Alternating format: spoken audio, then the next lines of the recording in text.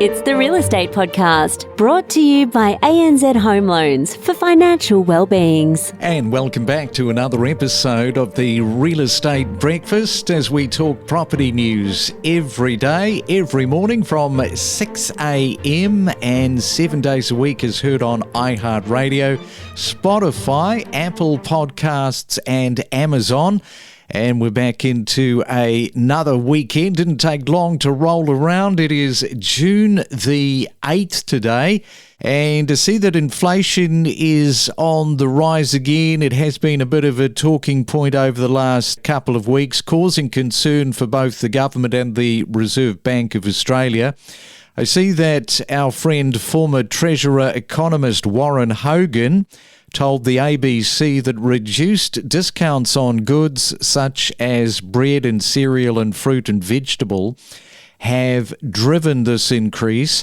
And additionally, the cost of services like rents, healthcare, banking and education remains elevated, further contributing to inflation. In fact, the Bureau of Statistics data tells us that core inflation, which excludes volatile items, rose 4.1% in April.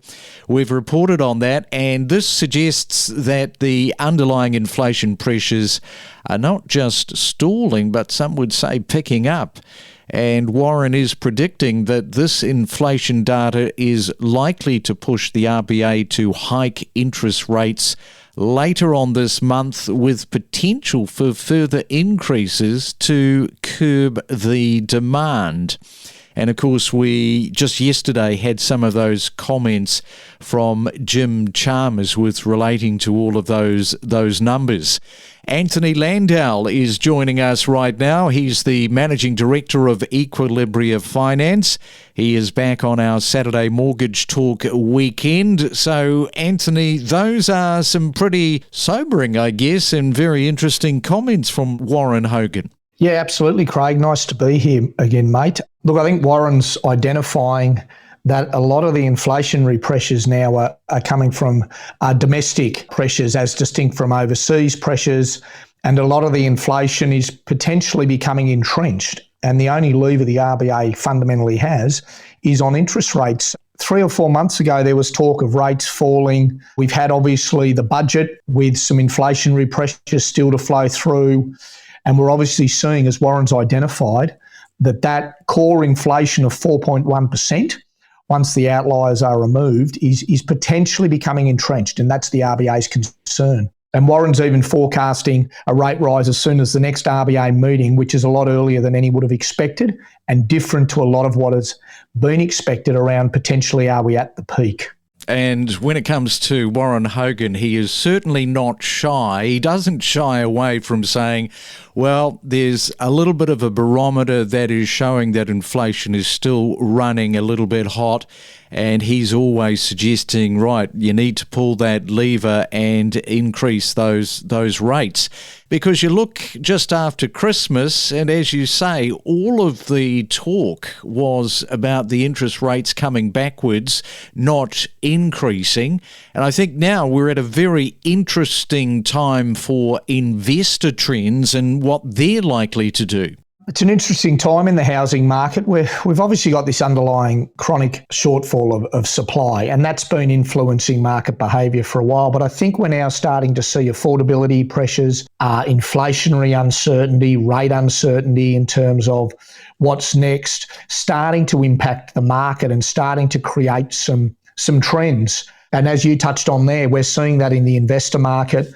Investor behaviour is actually up about 20% over the last 12 months. But what we're actually seeing is a large portion of investors are now first home buyers.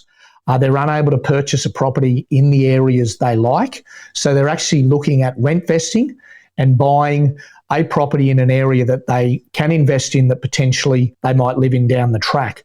In fact, a startling 46% of investor credit flows at the moment are from first-time buyers, which is well and truly up on what you'd expect and what the historic data points to. So we're seeing a change in behaviour in investors and a change in areas that investors are investing in. They're investing in some of those less traditional areas where the capital growth and rent's still a consideration, but also consideration around where they might live down the track is coming into play as well.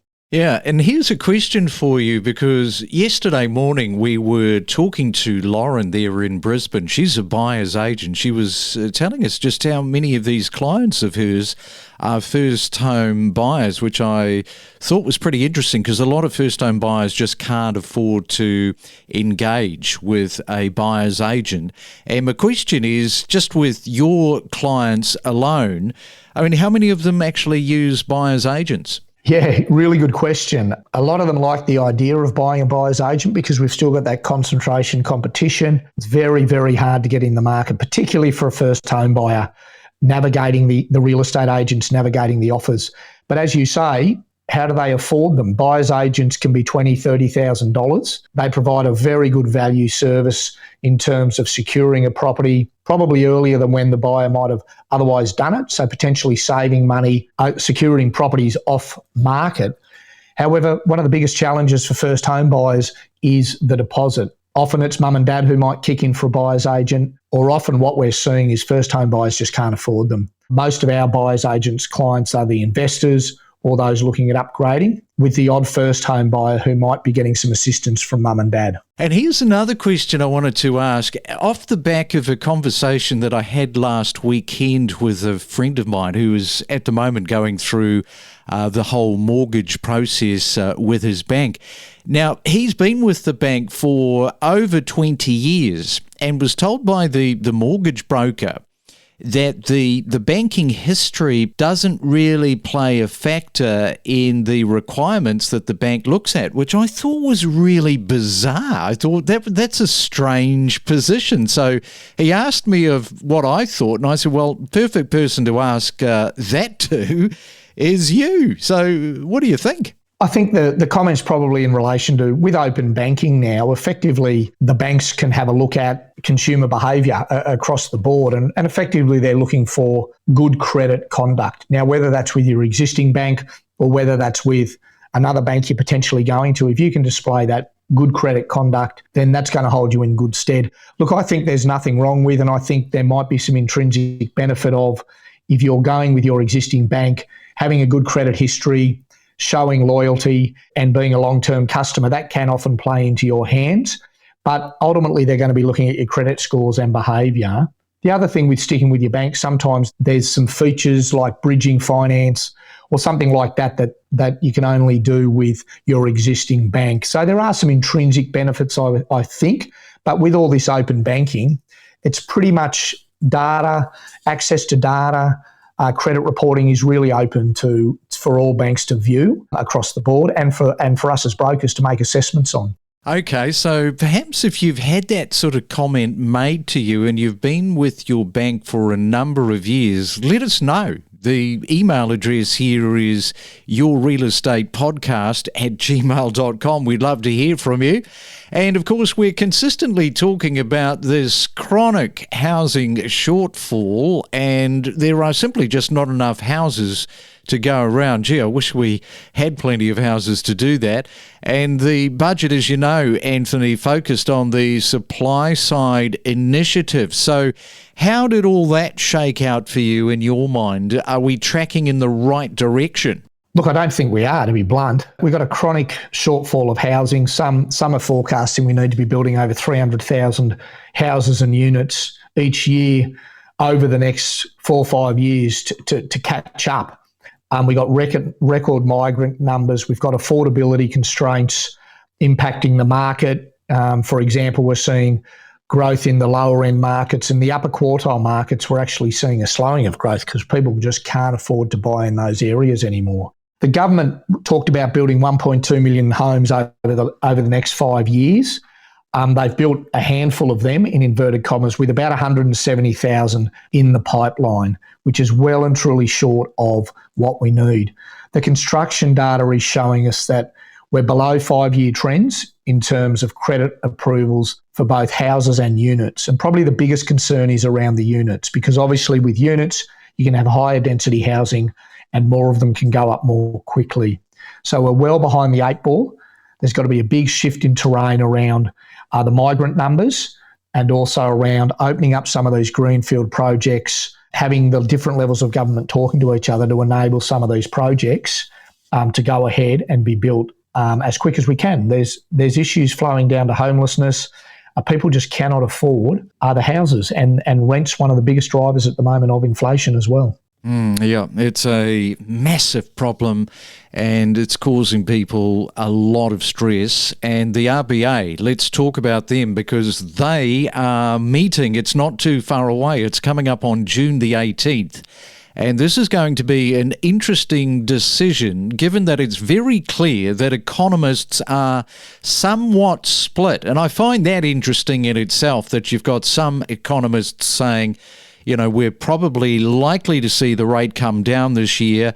And then we've got others like Warren Hogan, who is saying, and you've got to say, he is saying it with confidence, that this inflation data will likely push the RBA to hike the interest rates on the 18th of the month. So where do you position yourself regarding this rate hike? Yeah, look, I think I'm on the side of Warren to an extent, whether it's this meeting or one of the subsequent ones. I think where the inflationary trends are coming from, which is our domestic economy.